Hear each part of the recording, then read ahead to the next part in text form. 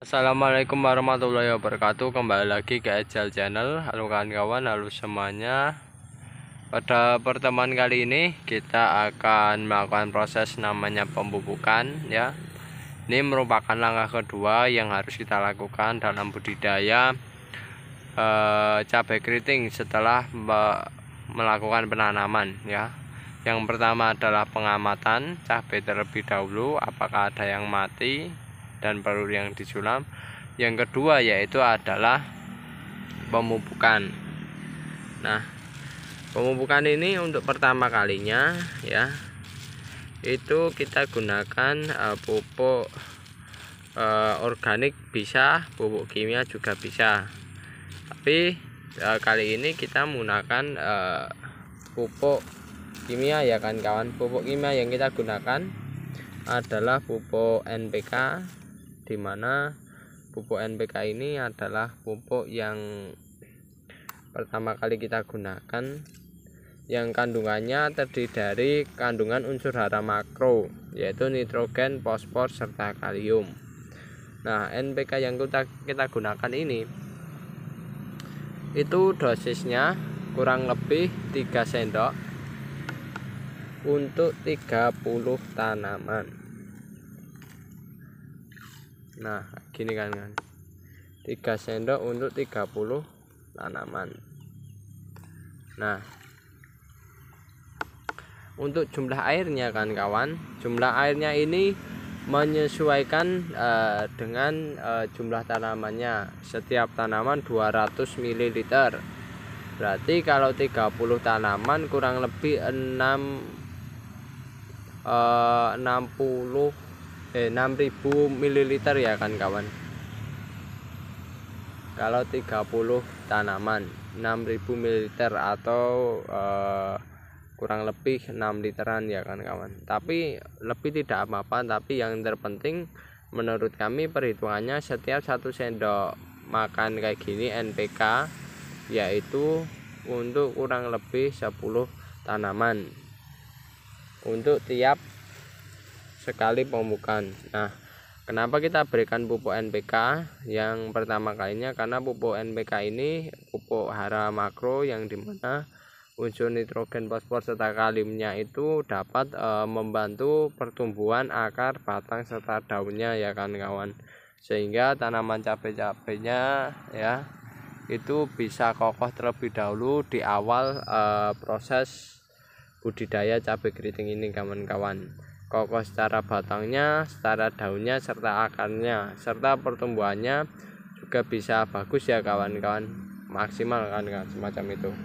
Dan NPK yang kita berikan ini bukan NPK yang kandungannya tinggi ya. Ini kita gunakan NPK yang kandungannya 16 16 16. Nah, kandungan 16 16 tersebut kita berikan pertama kalinya karena tanaman cabai keriting ini kalau pertama kalinya kita berikan yang kandungannya tinggi itu, maka yang saya khawatirkan adalah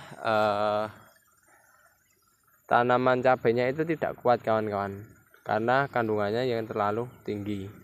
Nah, oleh sebab itu kalau kandungannya terlalu tinggi, maka cabainya itu akan mudah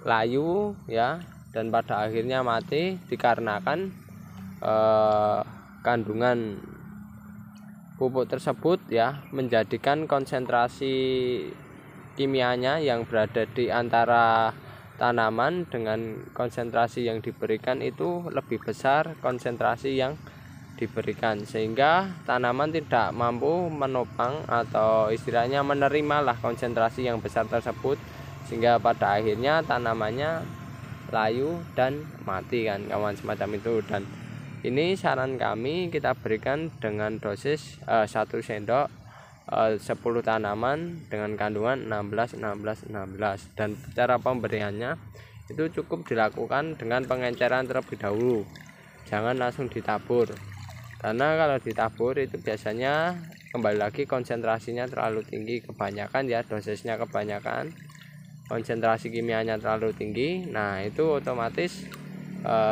tanaman tidak kuat. Nah, oleh sebab itu untuk cara mengamankannya dan lebih enaknya lagi yaitu dengan cara ini kan kawan, kocor, dicairkan terlebih dahulu ya dengan air. Kalau kami biasanya 15 liter dan kita berikan air, kita setiap tanaman kita kocor kayak gini kan kawan. Nah itu kita berikan ke tiap tanaman cabai keriting kami. Nah dan itu dilakukan setelah pemberiannya dilakukan setelah usia 7 hari setelah penanaman atau sebelum dilakukan penyulaman kawan-kawan. Semacam itu kita kocor kepada tanaman cabai kita ya. Nah